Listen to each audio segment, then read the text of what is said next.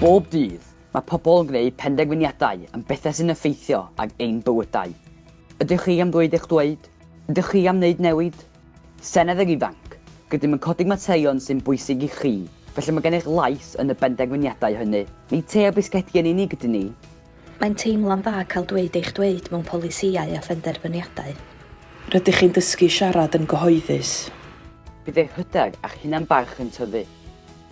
Rwy wedi cwrdd â llawer o wahanol bobl ac gwneud ffrindiau gwych.